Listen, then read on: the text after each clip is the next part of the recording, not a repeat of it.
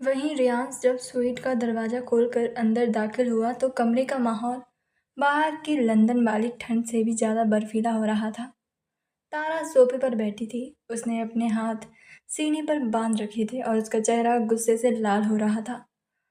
उसके सामने टेबल पर लैपटॉप खुला था, लेकिन वो काम नहीं कर रही थी। बस अपने पैरों को जमीन पर पटकते हुए रियांस का ही इंतजार कर रही थी। रियांस ने दरवाज़ा लॉक किया और अपना कोट उतारते हुए एक बहुत ही रिलैक्स्ड और हल्के से स्माइल के साथ उसकी तरफ देखा।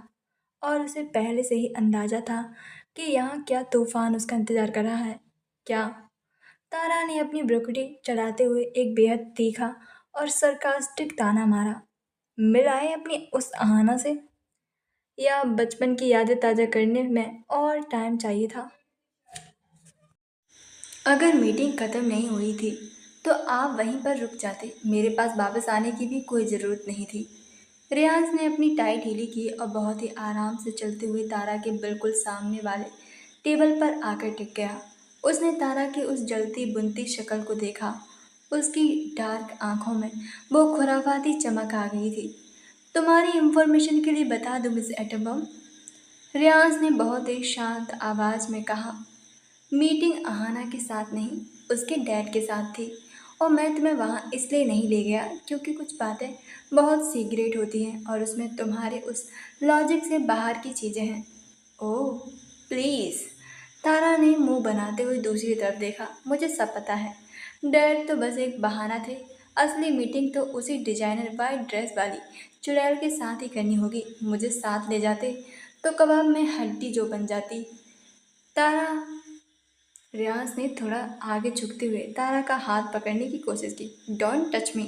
तारा ने झटके से अपना हाथ पीछे खींच लिया। उसकी नाराजगी अभी भी टॉप गियर में थी। आप जाइए ना उसी के पास। वैसे भी मैं तो बस एक असिस्टेंट हूँ। तारा का यह गुस्सा और उसकी ये जलन रियांस के लिए किसी स्ट्रेस बस्टर से कम नहीं थी। बाहर वो देवराज जैसे खतरनाक माफिया से मौत का खेल खेल गया था, लेकिन यहाँ इस कमरे में तारा की ये छोटी छोटी शिकायतें उसे ऐसा एहसास दिला रही थी कि उसकी दुनिया कितनी खूबसूरत थी। रियांस को समझ आ गया कि बातों से या फिर लॉजिक से ये एटम बम शांत नहीं होने वाला।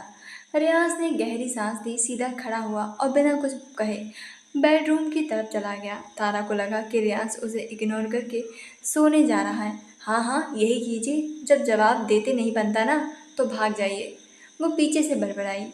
लेकिन 1 मिनट बाद ही रियांस वापस आ गया। उसके हाथ में तारा का लॉन्ग ट्रेंच कोट और उसका खुद का ओवरकोट था। उसने तारा को कोट सोफे पर फेंका। पहनो से। तारा ने कंफ्यूज होकर रियांस को देखा। क्यों? अब मुझे वापस इंडिया भेज रहे हो क्या? नहीं। रियांस ने अपना कोट पहनते हुए एक बेहद इंटेंस और पजेसिव लुक दिया। चलो, तो मैं कहीं ले चलता हूँ। इस कमरे में तुम्हारा दिमाग और ज़्यादा खराब हो रहा है। मुझे कहीं नहीं जाना। तारा ने जिद पकड़ ली और सोफे पर चिपक कर बैठ गई। मैं यहीं ठीक हूँ, आप जाइए जहाँ जाना है। रेयांस ने अपनी घड़ी देखी और फिर तारा की तरफ एक खौफनाक लेकिन हॉट बॉस वाला लुक दिया। या तो तुम खुद ये कोट पहनकर मेरे साथ शांति से चलोगी, या फिर मैं तुम्हें अपने कंधे पर उठाकर इस होटल से बाहर ले जाऊंगा। चॉइस तुम्हारी है तारा। तारा जानती थी कि ये मॉन्स्टर जो बोलता है वो कर भी सकता है। उसने झल्लाते हुए अपना कोट उठाया और पैर पटकते हुए रेयांस के पीछे पीछे चल दी। रात के 9 बजे, टेम्स रिवर, लंदन। लंदन की सड़कों पर बारिश रुक चुकी थी, लेकिन हवा में अभी भी एक जमा देने वाली ठंडक थी। रेयांस की कार शहर की भीड़ भाड़ से दूर टेम्स नदी के एक प्राइवेट पियर पर आकर रुकी।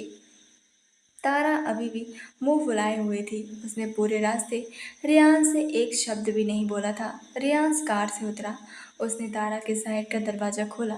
तारा जैसे ही बाहर आई, सामने का नज़ारा देखकर उसकी सारी नाराज़गी एक पल के लिए थम सी गई थी। सामने एक बेहद खूबसूरत छोटी और लग्जरी प्राइवेट याट पानी में खड़ी थी।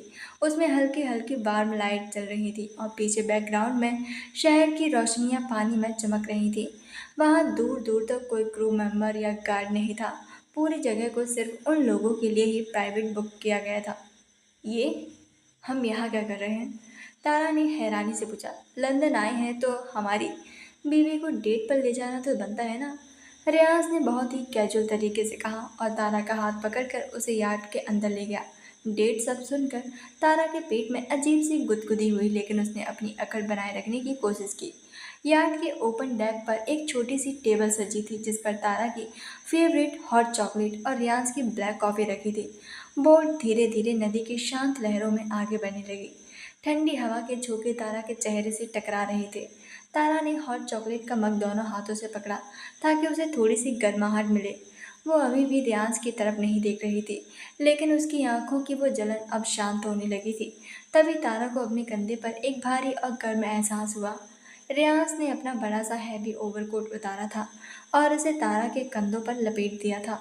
वो तारा के बिल्कुल पीछे खड़ा था। उसके सीने की गर्माहट तारा की पीठ को छू रही थी। लॉजिक कहता है, तारा ने अपनी घबराहट छुपाने के लिए बोलना शुरू किया, कि आपको ठंड लग जाएगी। आप अपना कोट वापस ले लीजिए। रियाज ने अपना चेहरा तारा के बालों के पास झुकाया और अपनी बाहें पीछे से तारा की कमर के इर्द गिर्द लपेट ली। आज रात कोई लॉजिक नहीं। तारा ने अपनी आंखें बंद कर ली। रियाज की वो डार्क बूढ़ी महक, नदी की वो ठंडी हवा, सब कुछ इतना परफेक्ट था कि उसका सारा गुस्सा पानी में बह गया। मैं आहना से मिलने नहीं गया था, रियाज ने बहुत ही धीमी और सच्ची आवाज़ में कहा। मैंने आज उसके डैड के साथ वो मर्जर और वो डील हमेशा के लिए कैंसिल कर दी है, क्योंकि वो डील शर्त पर थी कि मुझे तुम्हें छोड़ना होगा। तारा झटके से पलटी, उसकी आंखों बड़ी हो गई थी। क्या? आपने आपने इतनी बड़ी डील मेरी वजह से कैंसिल कर दी? लेकिन मिस्टर बॉस, कंपनी का कितना नुकसान। रियाज ने अपनी उंगली तारा के होठों पर रखकर उसे चुप करा दिया। मेरे लिए मेरा एम्पायर बहुत बड़ा है तारा, लेकिन अब मैं तुम्हें भी चाहता हूँ। रियाज की आंखों में इस वक्त कोई भी माफिया डॉन नहीं था, बल्कि एक ऐसा इंसान था जो अपनी पत्नी से बेइंतहा प्यार करता था। आहना या फिर उसकी कोई भी दौलत मुझे वो सुकून नहीं दे सकती जो मुझे तुमसे बहस करने से मिलती है। तारा का दिल एकदम से पिघल गया था। उसकी आंखों में एक अजीब सी नमी आ गई थी। उसने अपना होठ चॉकलेट का मग टेबल पर रखा और बिना कुछ बोले अपने दोनों हाथ रियाज के गले में डाल दिए। आप सच में एक मॉन्स्टर हैं। तारा ने रियांस के कोट को अपनी मुट्ठी में कसते हुए एक बहुत ही प्यारी और इमोशनल स्माइल के साथ कहा। पहले मुझे इतना गुस्सा दिलाते हैं और फिर ऐसे सरप्राइज देकर मेरा सारा लॉजिक फेल कर देते हैं। रियांस के चेहरे पर वो खूबसूरत रेयर स्माइल आ गई थी। उसने तारा को अपनी बाहों में और कस लिया। तो क्या मेरी इस एटम बम का गुस्सा शांत हुआ? रियांस ने तारा की नाक से अपनी नाक रगड़ते हुए पूछा। लॉजिकली देखा जाए तो, तारा ने अपनी नजरें रियाज के होठों पर टिकाते हुए फुसफुसाया। गुस्सा तो शांत हो चुका है, लेकिन आपको इस गुस्ताखी की सजा तो मिलेगी ही। रियाज ने अपनी भवें उचकाई। कैसी सजा? ऐसे। तारा ने अपने पंजों के बल उठकर पहली बार खुद पहल करते हुए रियाज के होठों पर एक बेहद मीठा और गहरा किस कर दिया। तारा ने पंजों के बल उठकर रियाज के होठों पर अपने होठ तो रख दिए थे, लेकिन थ्योरी और प्रैक्टिकल में बहुत फ़र्क होता है। तारा के पास दुनिया भर का लॉजिक था, लेकिन रोमांस का कोई भी एक्सपीरियंस नहीं था। अपनी इसी हड़बड़ी में तारा की नाक रियाज की नाक से जोर से टकराई। उसके दांत रियाज के निचले होंठ पर लगे। आउच! तारा झटके से पीछे हटी और उसका मुंह पकड़ लिया। सॉरी, मेरा लॉजिक कहता है कि शायद एंगल थोड़ा सा गलत है।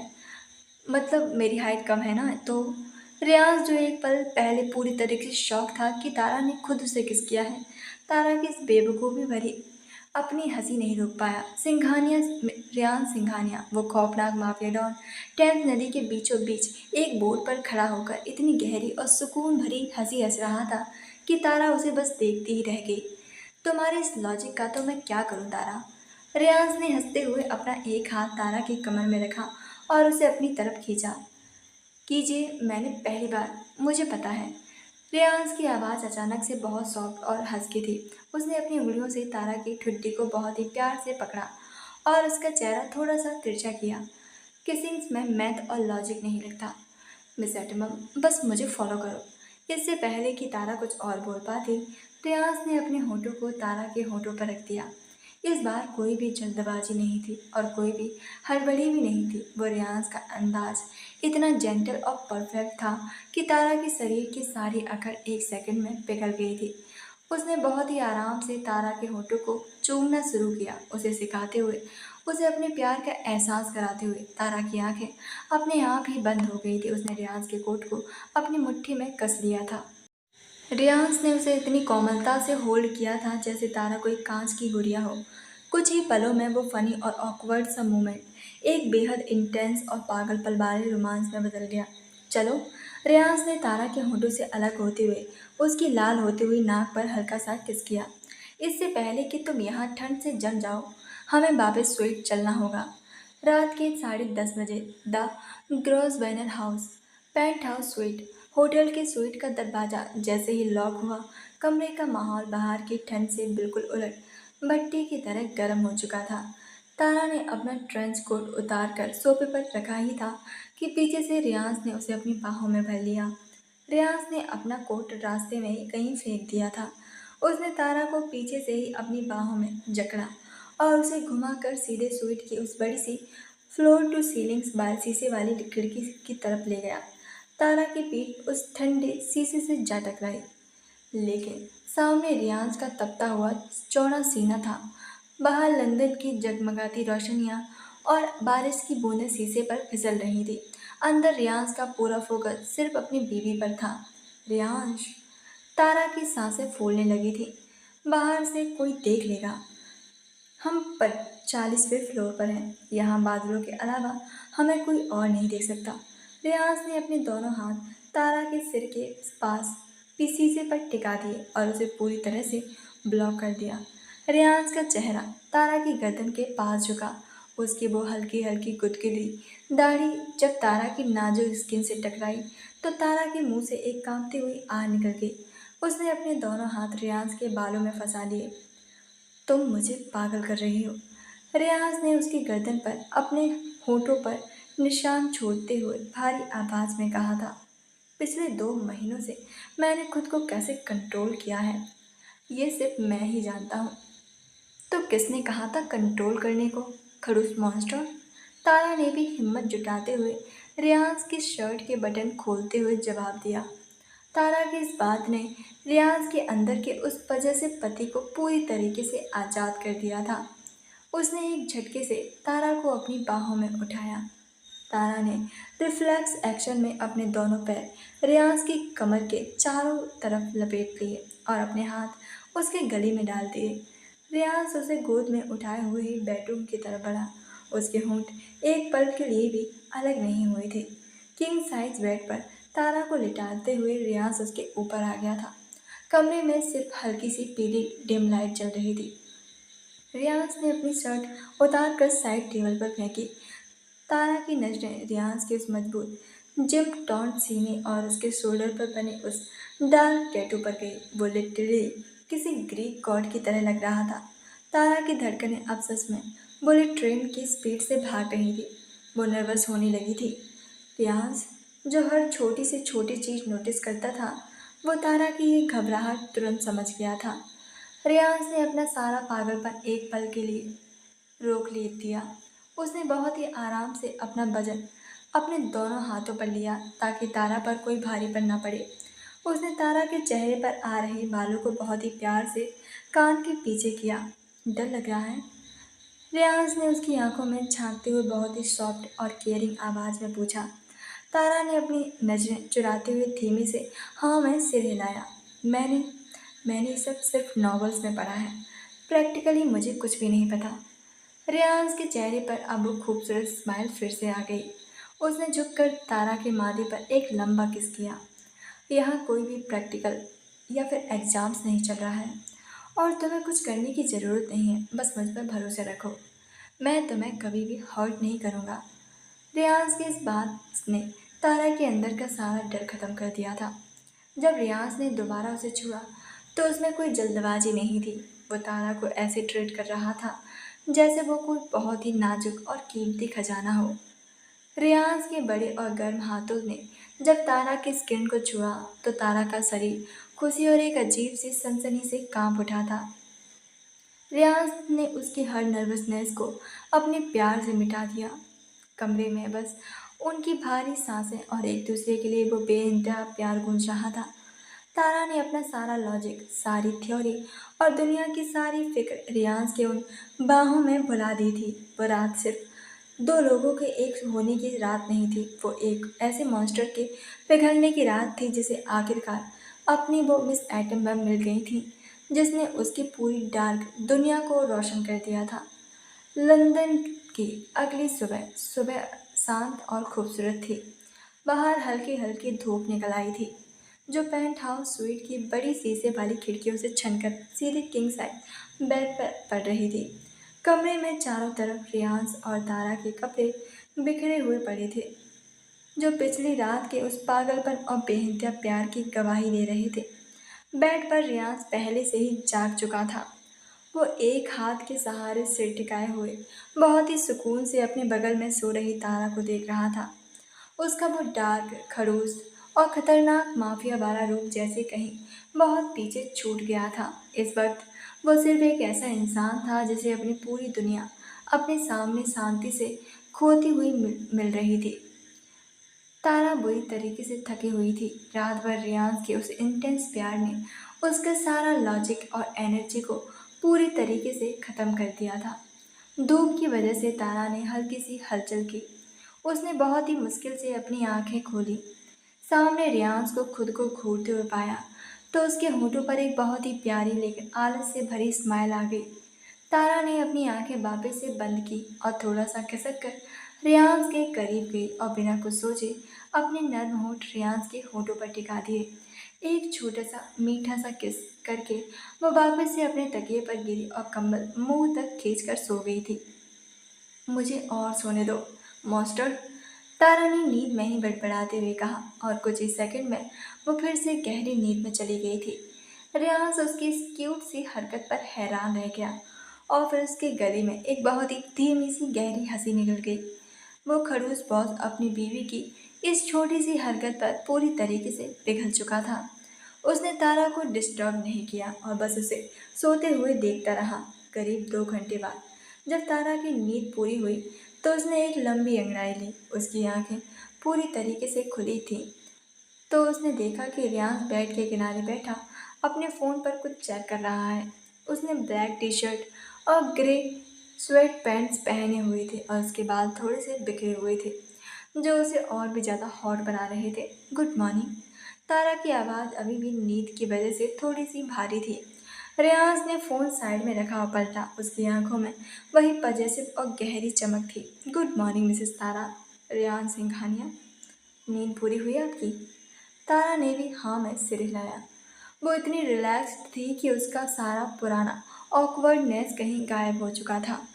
उसने एक छोटे बच्चे की तरह अपने दोनों हाथ हवा में ही रियांश की तरफ बढ़ा दिए और आंखें चपकाते हुए बोली, मुझे उठाइए।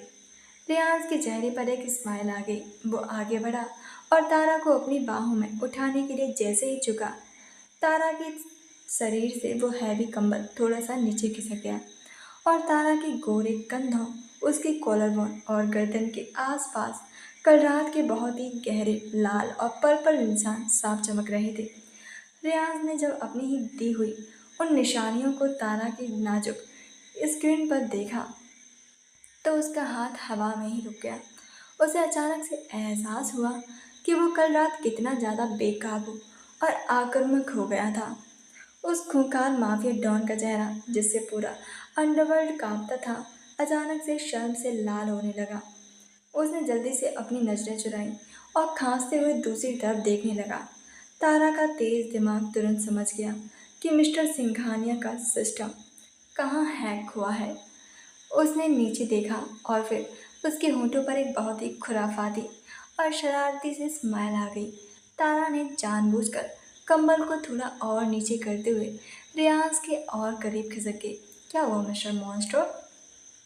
तारा ने उसे छेड़ते हुए अपनी उंगली से अपने ही कॉलर बोन पर बने एक डार्क निशान को छूते हुए बहुत ही मज़ेदार टोन में कहा, लग रहा है आप ब्लश कर रहे हैं। मेरा लॉजिक तो फेल हो रहा है। ये खड़ूस बॉस अपनी ही कलाकारी देखकर ऐसे क्यों शर्मा रहा है? हाँ, जैसे मैंने कुछ कर दिया हो। रियाज ने झटके से उसकी तरफ देखा और उसके कान सच में लाल हो रहे थे। तारा, मैं शर्मा नहीं रहा हूँ। मैं तो बस क्या? हाँ, तारा ने भी अपनी आंखें नचाई और खिलखिलाकर हंस पड़ी। सच में आप इतने क्यूट लगेंगे मैंने सोचा नहीं था। लेकिन कल रात तो आपका ये क्यूट वाला वर्जन कहीं नजर ही नहीं आ रहा था। रेयांश का ईगो हर्ट होने के बजाय उसे तारा की इस छेड़खानी पर बहुत प्यार आ रहा था।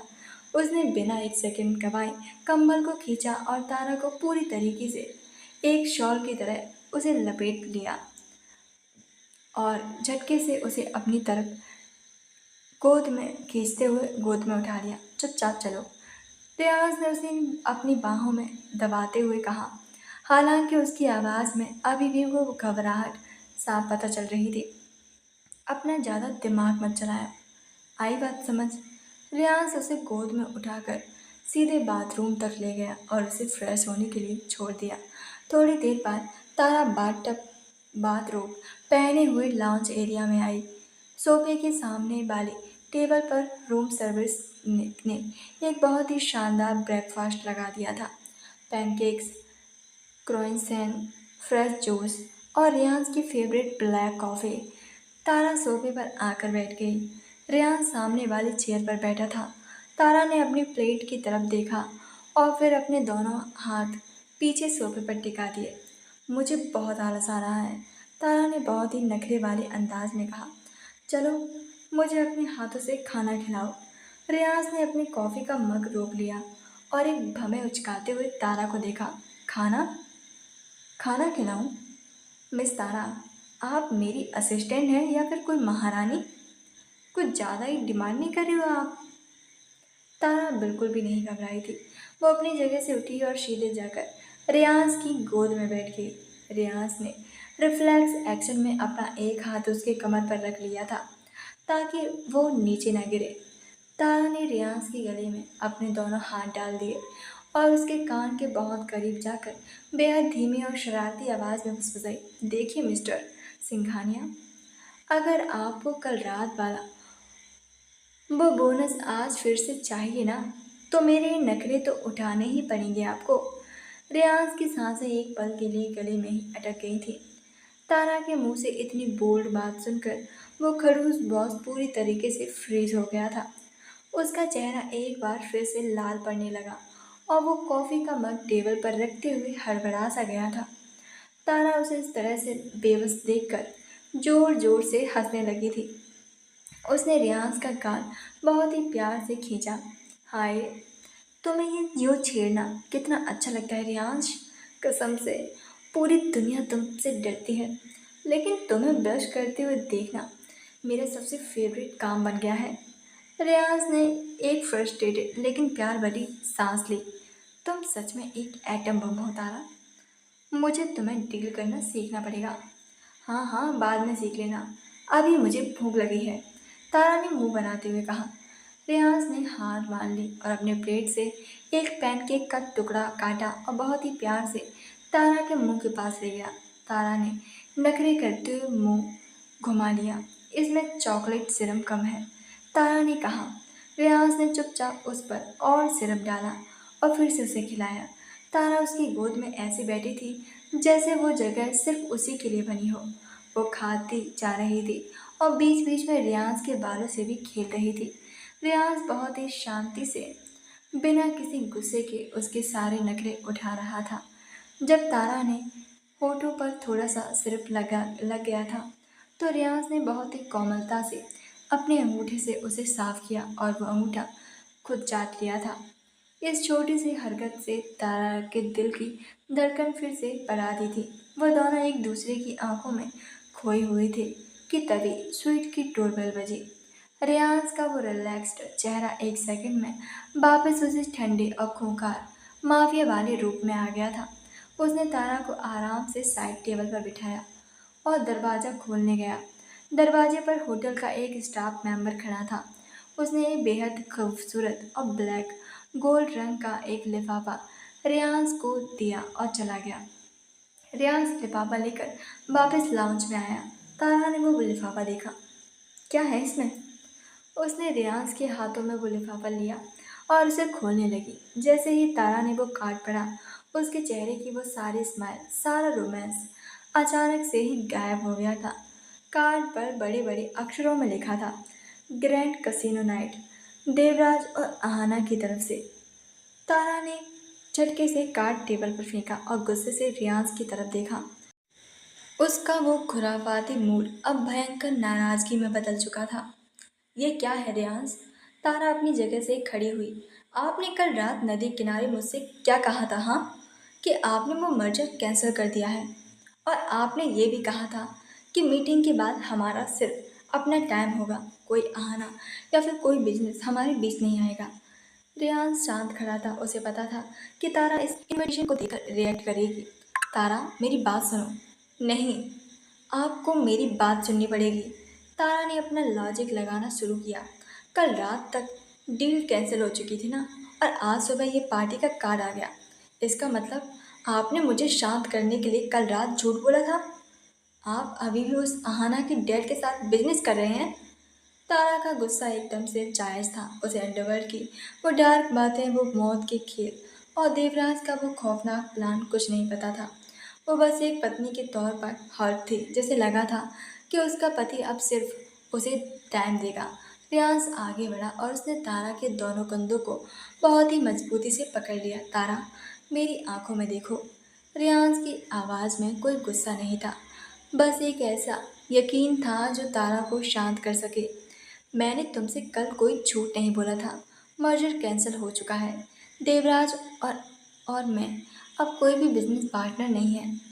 तो फिर ये मर्जर किस खुशी की दावत दी जा रही, हाँ? तारा ने कार्ड की उसकी तरफ इशारा करते हुए कहा। ये दावत उनकी तरफ से है, एक फॉर्मेलिटी है तारा। रेयांस ने बहुत ही सदे हुए लॉजिकल तरीके से झूठ बुना था। अंडरवर्ल्ड, मेरा मतलब है हमारी बिजनेस दुनिया में जब कोई इतनी बड़ी डील टूटती है तो मार्केट में गलत अफवाहें ना फैले, इसलिए एक झूठी पार्टी रखी जाती है, ये दिखाने के लिए कि देवराज और मैं अभी भी दोस्त हैं, बस इसलिए। तारा ने अपनी आंखें सिकोड़ ली। उसका गुस्सा थोड़ा कम हुआ था, लेकिन उसे अभी भी ये सब बहुत ही अजीब लग रहा था। तो हमें वहाँ जाने की क्या ज़रूरत है? हम वापस इंडिया चलते हैं, तारा ने कहा। रियांस ने तारा के गाल पर हाथ रखा। मैं ये दुश्मनी मोल लेकर तुम्हें खतरे में नहीं डालना चाहता तारा। अगर मैं इस पार्टी में नहीं गया तो देवराज इसे अपनी बेइज्जती समझेगा।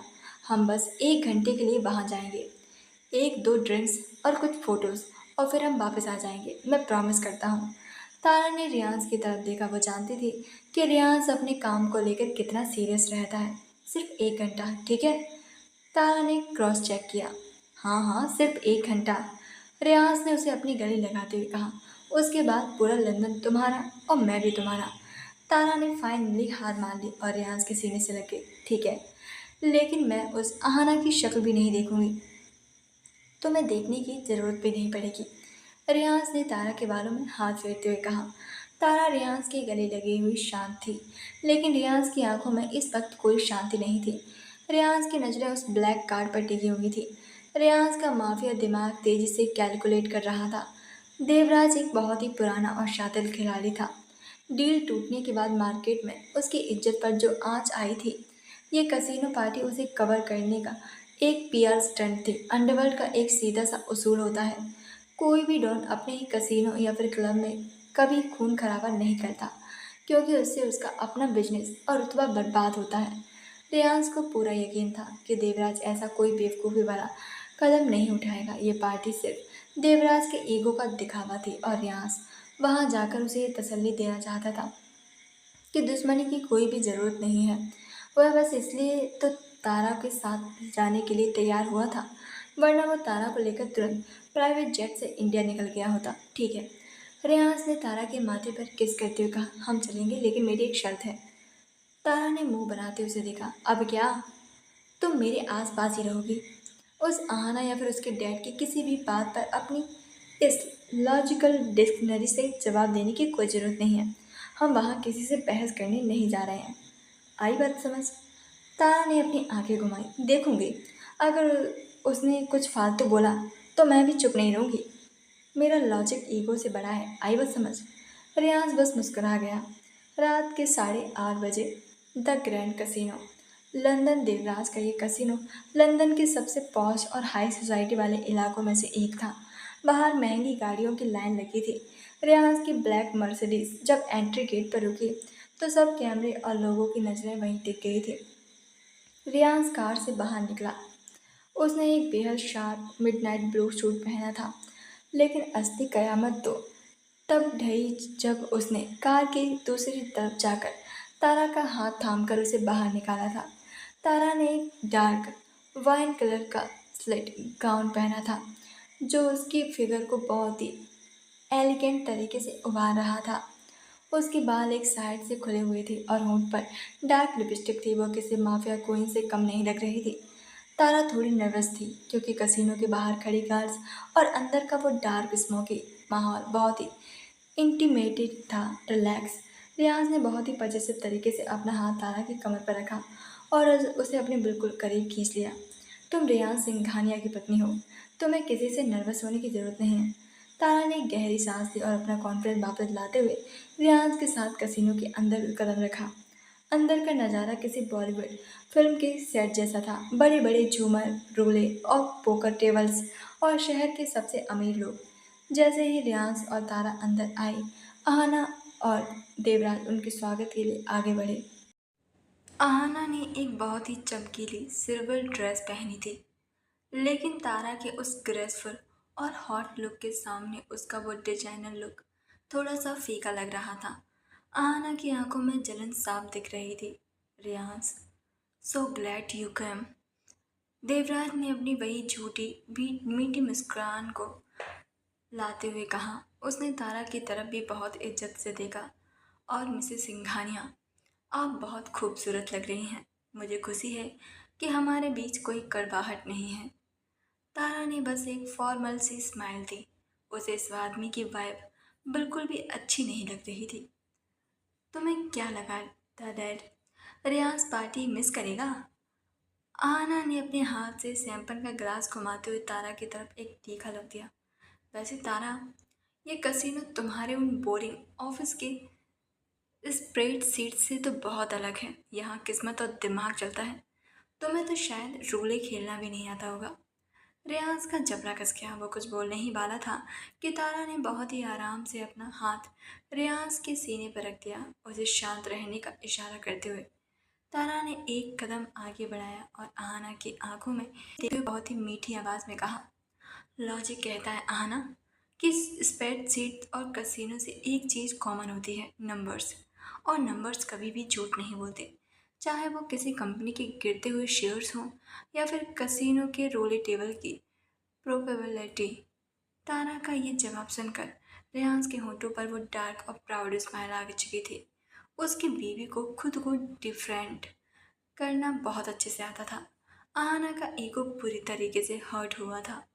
इतना ही लॉजिक आता है तो चलो एक गेम हो जाए। देखते हैं तुम्हारा ये नंबर्स का लॉजिक मेरे कसीनो में कितना चलता है। रेयांस ने तारा की कमर पर हल्का सा दबाव बनाया उसे रोकने के लिए, लेकिन तारा की आंखों में अब एक खुराफाती आग थी। श्योर, तारा ने कॉलर उचकाते हुए कहा। टेबल पर रोले का गेम शुरू हुआ। आहाना अंधाधुंध पैसे लगा रही थी, सिर्फ तारा को नीचे दिखाने के लिए। लेकिन तारा बहुत ही शांत थी। उसका दिमाग तेजी से व्हील की स्पीड, लीडर के हाथ के एंगल और नंबर्स की प्रोबेबिलिटी को कैलकुलेट कर रहा था।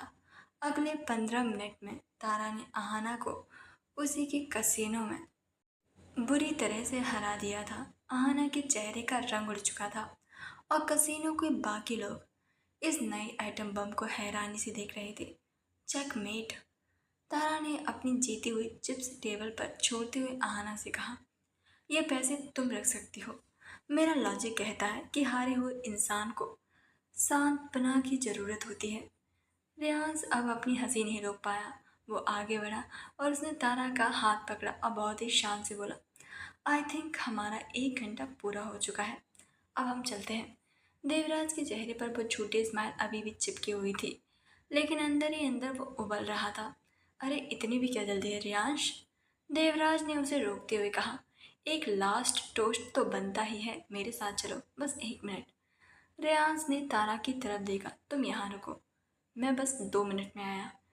रियांश देवराज के साथ कसीनो के दूसरे हिस्से में बनी बार की तरफ चला गया था। तारा वहीं खड़ी थी। उसने एक जूस का गिलास उठाया और आसपास देखने लगी। उसका दिमाग जो अभी भी गेम के नंबर्स कैलकुलेट कर रहा था, वो अचानक से कुछ अजीब सी डिटेल्स नोटिस करने लगा। उसने देखा कि कसीने को मेन गेट पर खड़े बाउंसर्स अचानक से वहां से गायब हो गए थे और सर्विस वाले वेटर्स के कपड़ों के नीचे कुछ भारी चीजें उभर कर दिख रही थी। लेकिन सबसे अजीब बात थी कि एक वेटर ने हाथ पर बना वो टैटू, एक काले सांप का टैटू, जो तारा ने कुछ देर पहले देवराज के एक पर्सनल बॉडीगार्ड के हाथ पर भी देखा था। तारा का दिल अचानक से जोर से धड़कने लगा था। उसका लॉजिकल दिमाग खतरे का अलार्म बजा रहा था। कुछ तो बहुत गलत है, मेरा लॉजिक बोल रहा है। ये लोग रेगुलर स्टाफ नहीं लग रहे हैं। तभी अचानक से कसीनो की मेन लाइट्स झटके से बंद हुई। सिर्फ लाल रंग की डिम इमरजेंसी लाइट्स ही जलने लगी थी।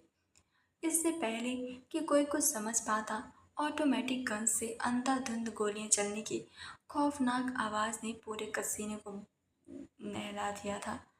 शीशे टूटने लगे, लोग चीखते हुए इधर उधर भागने लगे। रियान जो बाहर के पास था, गोलियों की आवाज सुनते ही उसका खून बर्फ की तरह जम गया था। यह कोई मामूली हमला नहीं था, यह बिल्कुल अनएक्सपेक्टेड था। एक डॉन के अपने ही कसीनो में हमला। तारा। रियाज के मुंह से बस यही नाम निकला था। उसका सारा परफेक्शन, सारा शांत दिमाग एक पल में उड़ गया था। उसने तुरंत अपने कोट के अंदर से अपनी गन निकाली। देवराज वहीं जमीन पर घुटनों के बल बैठकर चिल्ला रहा था, रियांस, ये इटालियन माफिया के लोग हैं। उन्होंने मुझे धोखा दिया है। लेकिन रियांस को देवराज की किसी बकवास से कोई मतलब नहीं था। उसकी आंखें लाल हो चुकी थी और वो एक खूंखार मॉन्स्टर की तरह गोलियों की बौछार के बीच से तारा को ढूंढने के लिए आगे बढ़ा था। तारा रोली टेबल के पीछे छुपी हुई थी, लेकिन उसका दिमाग अभी भी तेजी से काम कर रहा था। उसने देखा कि भारी बूट्स पहने दो शूटर सीधे उसी की टेबल की तरफ बढ़ रहे हैं। उसका फोकस कसीनो से भागते हुए लोगों पर नहीं, बल्कि सिर्फ और सिर्फ उस टेबल पर था जहां तारा छुपी हुई थी। तारा को समझ आ गया कि वो लोग उसी को ढूंढ रहे हैं। जैसे ही एक शूटर ने टेबल के पीछे से झांका, उसने अपनी गन तारा की तरफ तान दी। तारा की सांसें गले में ही अटक गई थी, लेकिन घबराहट में भी उसने रिफ्लेक्शन एक्शन लिया। उसने पास रखी ताश की भारी चिप्स वाली ट्रे पूरी ताकत से शूटर के चेहरे पर दे मारी और खुद को दूसरी तरफ धकेल लिया। शूटर का निशाना थोड़ा सा भटका और उसने ट्रिगर दबा दिया। गोली तारा के सिर के ठीक ऊपर से शीशे को चकनाचूर करती हुई निकल गई थी। तारा जमीन पर गिरी। शूटर ने दोबारा गन लोड की और तारा पर सीधा निशाना लगाया। तारा ने अपनी आंखें कसकर बंद कर ली थी, लेकिन इससे पहले कि दूसरी गोली चलती, एक भारी साया तारा के ऊपर आकर गिरा और उसे पूरी तरीके से कवर कर लिया। लगातार दो गोलियां चलने की आवाज आई। दोनों शूटर धड़ाम से तारा के सी ठीक सामने जमीन पर गिर पड़े थे। उनके सिर से खून बह रहा था। तारा ने झटके से आंखें खोली। उसके ऊपर रेयांश था। उसने एक हाथ से तारा को अपने सीने के नीचे दबाया हुआ था और दूसरे हाथ से उन शूटर्स को सीधा हेडशॉट दिया था। रियांश की सांसें तूफान की तरह चल रही थी। रियांश। तारा का पूरा शरीर कांप रहा था। रियांश ने गन नीचे की और तुरंत तारा का चेहरा अपने हाथों में लिया। तारा, तुम ठीक हो? कहीं लगी तो नहीं? तारा ने हाँ में सिर हिलाने की कोशिश की, लेकिन तभी उसके हाथ पर कुछ गर्म और चिपचिपा सा लगा। उसने अपना हाथ नीचे देखा। रियाज के डार्क ब्लू सूट का बायां कंधा पूरी तरीके से फट चुका था और वहां से तेजी से खून बह रहा था। जब शूटर ने पहली गोली चलाई थी और तो वो गोली रियाज के कंधे को चीरती हुई निकल गई थी। रियाज, आपको आपको गोली लगी है। तारा की आवाज़ से खौफ और रुलाई दोनों थी। ये कुछ भी नहीं है, रियाज ने बहुत ही ठंडेपन से कहा।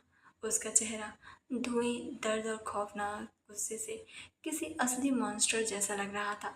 दर्द का उसके चेहरे पर कोई नामो निशान नहीं था। उसकी आंखों में सिर्फ एक ही जुनून था, अपनी बीवी को बचाना। कसीनो में अब गोलियों की आवाज़ तक रुक चुकी थी। देवराज के बाकी गार्ड्स ने पोजीशन ले ली थी। देवराज वहीं एक पिलर के पीछे बाहर निकला। उसने झूठी घबराहट का नाटक करते हुए, रियाज, रियाज तुम ठीक हो ना? मैंने कहा था ना, ये इटालियन माफिया के लोग हैं। उन्होंने धोखा दिया है हमें। वो तुम्हें मारना चाहते थे। रेयांस अपनी जगह से खड़ा हुआ। उसका बायां हाथ खून से लथपथ था, लेकिन दाएं हाथ में गन अभी भी तनी हुई थी। उसने तारा को अपने पीछे छुपा लिया। रेयांस की गहरी काली आंखें सीधे देवराज पर टिकी हुई थी। तभी कसीनो के भारी मेन दरवाजे एक जोरदार धमाके के साथ खुले। लंदन के इटालियन माफिया का असली बॉस लॉरेंजो अपने 25 फुली आर्म्स हथियारों से लैस आदमियों के साथ अंदर दाखिल हुआ था। उनके आते ही देवराज के गार्ड्स चारों तरफ गिर गए थे। देवराज के चेहरे की रंगत उड़ गई थी। लॉरेंज, तुम्हारी हिम्मत कैसे हुई मेरी कसीनो में घुसने की? लॉरेंजो ने अपनी सिगार का धुआं छोड़ा और देवराज की तरफ देखकर जोर से हंसा। हमला? मिस्टर देवराज, इटालियन माफिया अपने ही बिजनेस पार्टनर पर हमला क्यों करेगा? हाँ? देवराज के कानों में जैसे बम फटा हो। पार्टनर? क्या बकवास कर रहे हो तुम? रियाज, जिसके कंधे से खून टपक कर कसीनो की फर्श पर गिर रहा था, वो एक शैतानों खौफनाक और रूथलेस मुस्कान के साथ आगे बढ़ा। डील तुमसे नहीं हुई देवराज। रियाज की भारी आवाज पूरे कसीनो में गूंजी, जिससे देवराज की भी रूह कांप गई थी। मैंने लंदन आने से पहले ही लॉरेंजो के साथ डील कर ली थी। मैं पहले से ही तुम्हारे साथ डील के पीछे के सारे मंसूबों को जानता था। इसीलिए मैंने तुम्हारे प्लान को उल्टा किया और तारा से शादी कर ली। मुझे पता था तुम ये झेल नहीं पाओगे, इसीलिए मैंने पहले ही तुम्हारे अलावा सबसे हाथ मिला लिया था। तुम्हारे अंडरवर्ल्ड का वो जो आधा हिस्सा है ना, वो अब लॉरेंजो और मेरा है। आहाना, जो एक टेबल के नीचे छिपी हुई थी, ये सुनकर वो सदमे में आ गई थी। तुमने तुमने मेरे ही आदमियों को इटालियन सूट पहनाकर मेरी पत्नी पर गोली चलवाई ना? रियांस ने अपनी गन का सेप्टिक क्लच हटाते हुए सीधे देवराज के माथे पर निशाना लगाया। यह तुम्हारी सबसे बड़ी गलती थी रियांस सिंघानिया। पर बार करते तो शायद मैं तुम्हें सिर्फ बर्बाद करके छोड़ देता, लेकिन तुमने तो मेरी बीबी पर वार किया है देवराज। अब तुम जिंदा नहीं बचोगे। तारा, जो रियांस के पीछे खड़ी थी, वो इस पूरे मास्टर प्लान गेम को देखकर सच सुन थी। ये इंसान मौत का दूसरा नाम था। रियांस, तुम मुझे मेरे ही कसीनों में नहीं मार सकते। देवराज पसीने से भीग चुका था। लॉजिकली देखा जाए देवराज, तारा ने अचानक रियांस के पीछे से बाहर आते हुए कहा। उसकी आवाज़ अभी भी कांप रही थी, लेकिन उसका कॉन्फिडेंस वापस आ चुका था। तो जिन बाउंसर को आपने हटाया और जो ये शूटर्स हैं, उनके हाथों पर आपके ही सांप वाले टैटू हैं। अगर पुलिस आई भी तो सीसीटीवी फुटेज में यही दिखेगा कि आपके ही आदमियों ने हम पर हमला किया है और इटालियन माफिया ने आकर हमारी जान बचाई। तारा के ये लॉजिक सुनकर लॉरेंजो और उसके आदमी हंस पड़े थे। रियांस के चेहरे पर भी अपनी उस स्मार्ट पत्नी के लिए एक प्राउड स्माइल आ गई थी, बावजूद इसके कि उसके कंधे से खून बह रहा था। रियाज ने देवराज की तरफ देखा। चेकमेट, इसे जैसे कुछ तैसा कहते हैं। तो कैसा लग रहा है हार कर? हाँ? रियाज ने लॉरेंजो की तरफ इशारा किया। लॉरेंजो, ये कसीनो और ये आदमी अब तुम्हारा है। जो करना है इसके साथ तुम कर सकते हो। इतना कहकर रियाज ने अपना गन वापस अपने अंदर रख ली। तारा का हाथ मजबूती से पकड़ा और उसे लेकर उस कसीनो से बाहर निकल गया। कार में बैठते ही रियाज का शरीर हल्का सा ढीला पड़ा। खून बहुत बह चुका था। तारा ने घबराहट में तुरंत अपनी ड्रेस का हिस्सा फाड़ा और रियाज के कंधे पर कसकर बांध दिया ताकि खून रुक सके। आप सच में पागल हैं। तारा की आंखों से अब आंसू बहने लगे थे। गोली के सामने कूदने की क्या जरूरत थी? अगर कुछ हो जाता तो? रियाज ने दर्द के बावजूद मुस्कुराते हुए अपना सही वाला हाथ तारा के आंसुओं को पोंछने के लिए बढ़ाया। तुम्हारे लिए मैं गोलियों की बारिश में भी कूद सकता हूँ मिस एटम बम। और वैसे भी अब स्वीट में जाकर तुम्हें मेरी पट्टी तो करनी ही पड़ेगी। मुझे लगता है वो नखरे उठाने वाली डील अब मुझे मिलनी ही चाहिए। तारा रोते हुए भी हंस पड़ी थी। कार जैसे ही होटल के बेसमेंट में रुकी, तारा ने बिना एक सेकंड बर्बाद किए दरवाजा खोला। रियांस का बायां कंधा पूरी तरीके से खून से भीगा चुका था, लेकिन उसका चेहरा अभी भी एकदम शांत और सख्त था, जैसे उसे कोई खरोच तक न आई हो। चलिए जल्दी। तारा ने उसका दायां हाथ अपने कंधे पर रखा और उसे सहारा देते हुए प्राइवेट एलिवेटर की तरफ ले गई। रियांस को इस तरह किसी के सहारे की जरूरत नहीं थी, लेकिन तारा की फिक्र और उसकी आंखों में भरा खौफ देखकर उसने चुपचाप तारा की बात मान ली थी। स्वीट का दरवाजा खुलते ही तारा ने रियांस को ले जाकर सीधे बेसमेंट के किंग साइज बेड पर बिठाया। आप यहीं बैठिए, बिल्कुल हिलना मत। मैं अभी फर्स्ट एड किट लेकर आती हूँ। तारा की आवाज़ बुरी तरीके से कांप रही थी। वो भागते हुए वॉशरूम की तरफ गई और किट लेकर वापस आई। रियाज ने अपने दाएं हाथ से अपना डार्क ब्लू कोट उतारने की कोशिश की, लेकिन बाएं कंधे में तेज दर्द की वजह से वो थोड़ा सा अटका हुआ था। मैंने कहा ना हिली मत, तारा ने झिझक झिड़कते हुए कहा। उसने किट बेड पर रखी और रियाज के बिल्कुल सामने आकर खड़ी हो गई। तारा के हाथ अभी भी कांप रहे थे। उसने बहुत ही सावधानी से रेयांस के कोट को पीछे खिसकाया और उतारा। रेयांस की वाइट शर्ट कंधे के पास से पूरी तरीके से लाल हो चुकी थी और खून अभी भी रिस रहा था। तारा की सांसें अटकी गई थी। उसने जल्दी से रेयांस की शर्ट के बटन खोलने शुरू कर दिए थे। घबराहट में तारा की ठंडी उंगलियां जब रेयांस के गर्म और मजबूत सीने से टकराईं, तो रियाज ने एक गहरी सांस ली। उसका सारा ध्यान अपने घाव पर नहीं, बल्कि तारा के उस उतरे हुए डरे हुए चेहरे पर था। तारा, मैं ठीक हूँ। गोली सिर्फ स्क्रीन को चीरते हुए निकली है, अंदर नहीं लगी। रियाज ने उसे शांत करने के लिए बहुत ही धीमी और हल्की आवाज में कहा। तारा ने शर्ट को कंधे से नीचे खिसकाया। घाव गहरा था और देखने में काफी खौफनाक लग रहा था। चुप रहिए एकदम। तारा की आंखों में आखिरकार वो आंसू झलक ही पड़े जिन्हें वो कसीनों से रोक रही थी। आपका इतना खून बह रहा है और आपको लग रहा है आप ठीक हैं। अगर वो गोली थोड़ी सी और अंदर लगी होती तो। तारा आगे कुछ बोल ही नहीं पाई। उसने एंटीसेप्टिक लिक्विड कॉटन पर लिया और रियाज के घाव को बहुत ही नाजुकी से साफ करने लगी।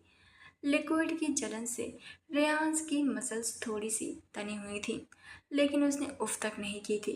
वो बस बिना पलक झपकाए अपनी इस मिस एटम बम को देख रहा था, जो अभी पूरी तरीके से उसके लिए टूट रही थी।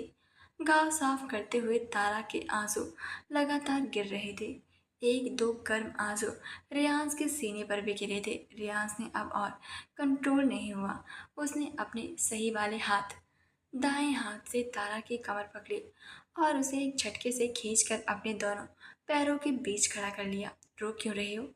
रियाज ने अपना अंगूठा बढ़ाकर तारा के गाल के आंसुओं को पोंछते हुए कहा। उसकी आवाज में वो सारा खौफनाक और मॉन्स्टर वाला रूप गायब था। बस एक ऐसा पति था जो अपनी बीवी की आंखों में आंसू नहीं देख सकता था। आप मर जाते तो? हाँ, तारा ने रुधे हुए गले से रेयांस की आंखों में देखते हुए कहा। क्या जरूरत थी उस शूटर के सामने कूदने की? आप मुझे खींच भी तो सकते थे। खुद गोली के सामने आने का क्या लॉजिक था? हाँ। रेयांस के होठों पर एक बहुत ही प्यारी और पजेसिव से स्माइल आ चुकी थी। मेरी बीवी पर गोली चले और मैं लॉजिक लगाता रहूं? रेयांस ने तारा का थोड़ा सा और करीब किया। मेरे अंदर का मॉन्स्टर मुझे जिंदा नहीं छोड़ता तारा। आज जब उस शूटर ने तुम पर गन तानी थी ना, मेरी सांसें अटक गई थी। मुझे मेरा अंडरवर्ल्ड, मेरी दौलत, मेरा एम्पायर सब कुछ नहीं दिखा था, सिर्फ तुम दिख रही थी। यह सुनकर तारा का दिल एकदम से भर आया था। वो सारी थ्योरी, सारी बहस बस एक सच के आगे फीकी पड़ चुकी थी, और ये इंसान उससे पागलों की तरह प्यार करता था। तारा ने चुपचाप पट्टी बदल निकाली और रियाज के कंधे पर बहुत ही मजबूती से सफाई और कसकर उसे बांध दिया ताकि खून रुक जाए। काम खत्म होते ही तारा पीछे हटने लगी थी, लेकिन रियाज ने उसकी कमर पर अपनी पकड़ ढीली नहीं की थी। मैंने कहा था ना। रियाज ने तारा को अपनी तरफ झुकते हुए बहुत ही शरारती आवाज में कहा। कि स्वीट में जाकर तुम्हें मेरी पट्टी करनी ही पड़ेगी और अब मेरे नखरे उठाने की बारी तुम्हारी है। तारा ने अपनी आंसू पोंछे और रियांश को एक नकली गुस्से वाला लुक दिया। आपको इस हालत में भी मजाक सूझ रहा है? आपका कंधा फटा हुआ है और आप मुझे नखरे उठाने की बात कर रहे हैं? हाँ, मैं मजाक नहीं कर रहा हूँ तारा। रियांश ने भी उसे बहुत ही सावधानी से खींचकर अपनी गोद में बैठा लिया था। तारा ने तुरंत अपना हाथ रियांश के गले में डाल दिया था ताकि उसका वजन रियांश के बाएं कंधे पर ना पड़े। मुझे बहुत तेज दर्द हो रहा है। रियांश ने तारा की गर्दन पर अपना चेहरा छुपाते हुए एक एक बहुत ही झूठी लेकिन म्यूट सी शिकायत की थी। तारा उसके इस नाटक पर हंस पड़ी थी। वो जानती थी कि जिस इंसान ने बिना उफ किए गोली खा ली थी वो दर्द का सिर्फ बहाना बना रहा था। अच्छा, तो आपका दर्द कैसे ठीक हो सकता है, बताइए जरा। हाँ, तारा ने रियांश के बालों में उंगलियां फेरते हुए बहुत ही मीठी आवाज में पूछा। लॉजिकली देखा जाए तो रियांश ने अपना चेहरा ऊपर उठाया। उसकी आंखें डार्क आंखों में अब भी वो पुराना और जुनून था। तो मुझे एक बहुत ही अच्छे पेन कलर की ज़रूरत है। तारा ने मुस्कुराते हुए अपनी आंखें बंद की और आगे बढ़कर अपने होठों को रियांश के होठों पर रख दिया। ये किस सुबह या पिछली रात जैसा नहीं था। इसमें एक गहरा सुकून था, एक तसल्ली थी कि वो दोनों सही सलामत एक दूसरे के पास थे। तारा ने बहुत ही कोमलता से रियांश को चूमा, ये ध्यान रखते हुए कि उसे जरा सी भी झटका न लगे। रियांश का दायां हाथ तारा की पीठ को सहला रहा था। जब वो अलग हुए तो तारा का माथा रियांश के माथे से टिका हुआ था। अब सो जाइए, तारा ने रियांश के सही वाले कंधे पर अपना सिर रखते हुए फुसफुसाया। रात बहुत हो चुकी है और आपको सच में आराम की बहुत ही ज़्यादा ज़रूरत है। रियांश ने कोई बहस नहीं की। वो तारा को लेकर पीछे बेड पर लेट गया। उसने तारा को अपने बाएं सीने से सुला लिया था। तारा ने अपना एक हाथ बहुत ही प्रैक्टिकल तरीके से रियांश के सीने पर रखा लिया था, जैसे वो उसे दुनिया के सारे खतरे से बचा कर रखना चाहती हो। बाहर लंदन में इटालियन माफिया देवराज के उस पूरे एम्पायर को रातों रात खत्म कर रखा था, लेकिन इस बंद कमरे में एक खूंखार डॉन अपनी बीवी की बाहों में दुनिया की सबसे सुकून नींद सो रहा था। उन दोनों को अब किसी डील या फिर किसी दुश्मन या फिर किसी आना की फिक्र नहीं थी। उनका अपना एक अलग परफेक्ट और प्यार भरा संसार मुकम्मल हो चुका था। लंदन की उस खौफनाक रात के बाद अगली सुबह स्वीट में एकदम से शांति थी। खिड़की से आती हल्की हल्की धूप सीधे बेड पर गिर रही थी। तारा की आंख खुली तो उसने खुद को रियांश के सीने से लेटा हुआ पाया था। उसका पहला ध्यान तुरंत रियांश के बाएं कंधे पर गया था जहां पट्टी बंधी हुई थी। पट्टी पर खून का कोई भी क्या नया निशान नहीं था। तारा ने एक गहरी सुकून भरी सांस ली। उसने धीरे से अपना सिर उठाया और देखा कि रियांश पहले से ही जाग रहा था। वो छत की तरफ देख रहा था, लेकिन तारा के हिलते ही उसकी गहरी काली आंखें तारा पर ही टिक गई थी। उसने चेहरे पर बहुत ही रिलैक्स्ड और सॉफ्ट स्माइल दी। गुड मॉर्निंग मिस एटमम। रियांश ने सही वाले हाथ से तारा के बालों को सहलाते हुए कहा, गुड मॉर्निंग। तारा ने जल्दी से उठने बैठने की पूरी कोशिश की। तारा ने, वैसे आपका कंधा कैसा है? दर्द हो रहा है क्या? मुझे अभी डॉक्टर को कॉल करना चाहिए। तारा ने हड़बड़ी में फ़ोन उठाने के लिए बड़ी ही थी कि रियांश ने उसका हाथ पकड़ लिया। मैं बिल्कुल भी ठीक नहीं हूँ तारा, और मुझे किसी डॉक्टर की कोई ज़रूरत नहीं है। मेरी पर्सनल नर्स मेरे पास ही तो है। तारा ने आंखें सिकोड़ते हुए कहा, आप ना, आपकी ईद, मैं मॉन्स्टर हूँ, मुझे दर्द नहीं होता वाली इमेज ने ना बाहर आ जाइए। आपको गोली लगी है, कोई मच्छर ने काटा नहीं है, आई बात समझ? इसलिए दर्द छुपाने का नाटक तो बिल्कुल भी मत कीजिए मेरे सामने। तारा झट से बेड से उतरी और उसने अपना लॉजिकल बॉस वाला अवतार पहन लिया था। आज आप इस बेड से नीचे नहीं उतरेंगे, आई बात समझ? आपका सारा काम मैं करूँगी और बिना कोई बहस किए। रेयांश को अपनी बीवी का ये बॉसिंग अराउंड वाला अंदाज बहुत ही क्यूट लग रहा था।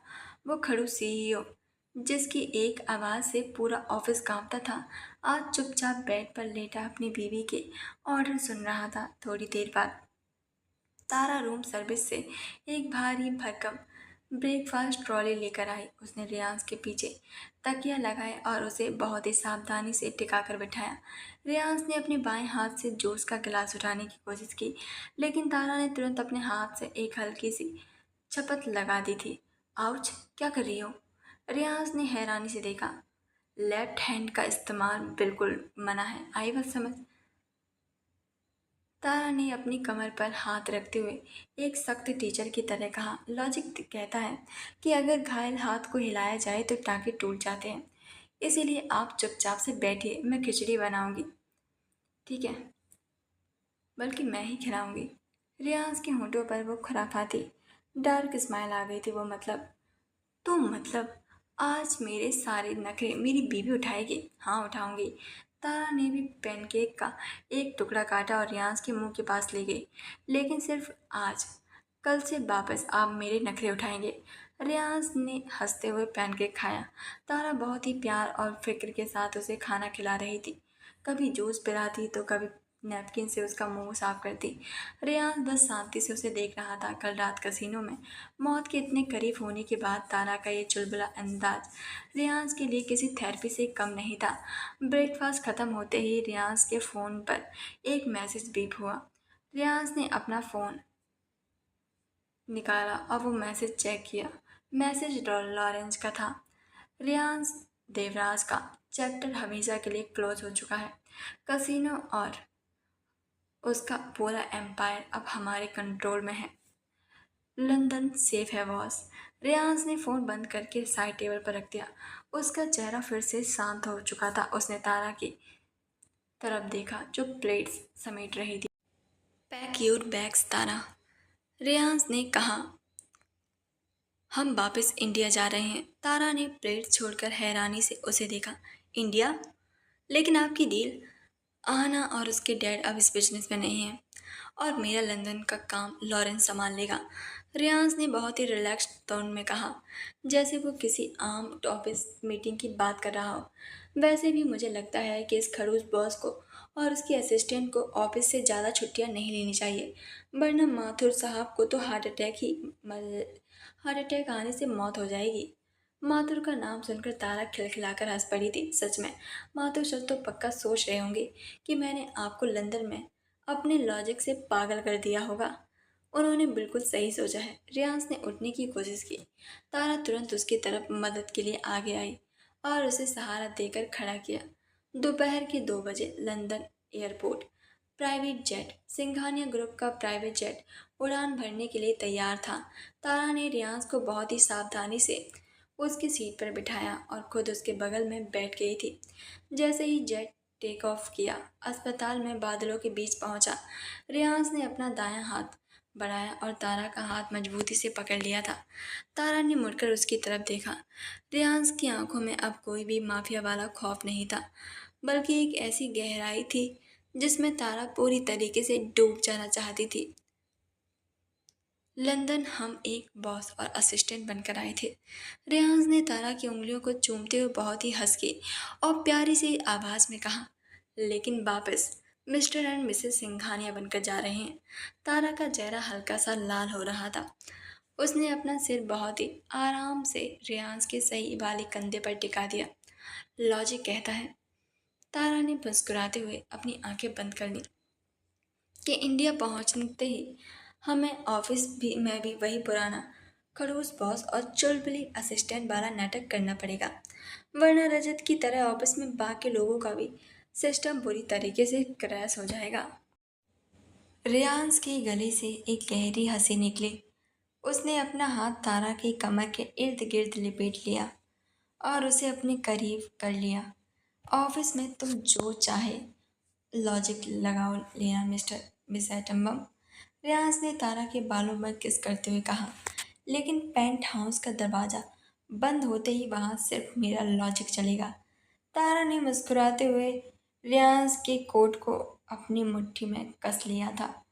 रियाज ने तारा को अपनी बाहों में और करीब खींच लिया, जैसे वह अभी भी इस बात पर यकीन नहीं करने की कोशिश कर रही हो कि वह पूरी तरह से सुरक्षित है। लंदन की उस सर्द रात, देवराज की रची हुई मौत की साजिश और गोलियों की वह गूंज अब मीलों पीछे छूट चुकी थी, लेकिन उस खौफ का साया रियांस की आंखों में अभी भी तैर रहा था। एक पल के लिए, सिर्फ एक पल के लिए मुझे लगा था कि मैंने तुम्हें हमेशा के लिए खो दिया है तारा। रियांस की भारी आवाज में वो दर्द और बेचैनी साफ झलक रही थी, जिसे वह दुनिया की नजरों से हमेशा छुपा कर रखता था।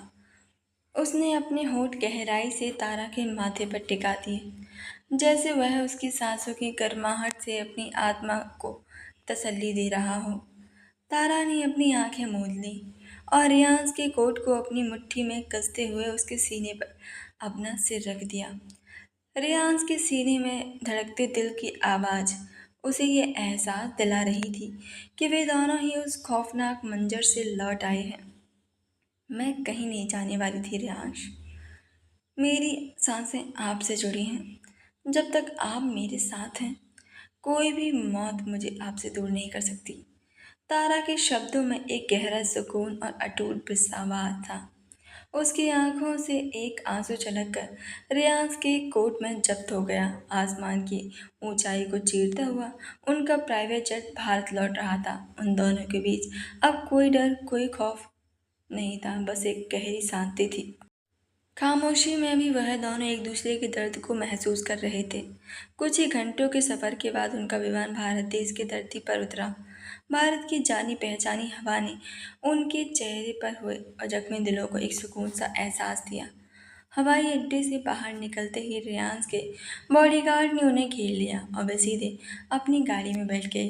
पूरे रास्ते दोनों के बीच कोई बातचीत नहीं हुई, लेकिन तारा का सिर रियांस के कंधे पर टिका था और उसकी उंगलियां रियांस के हाथों में मजबूती से उलझी हुई थी। गाड़ी शहर की सड़कों को पार करते हुए रियांस की आलीशान हवेली के मुख्य द्वार पर आकर रुकी। हवेली के बाहरी लोहे के दरवाजे धीरे धीरे खुले और गाड़ी अंदर दाखिल हुई। चारों तरफ गहरी शांति छाई हुई थी। रियांस ने खुद आगे बढ़कर तारा की तरफ दरवाज़ा खोला और बहुत ही नरमी से उसका हाथ थामकर उसे बाहर निकाला।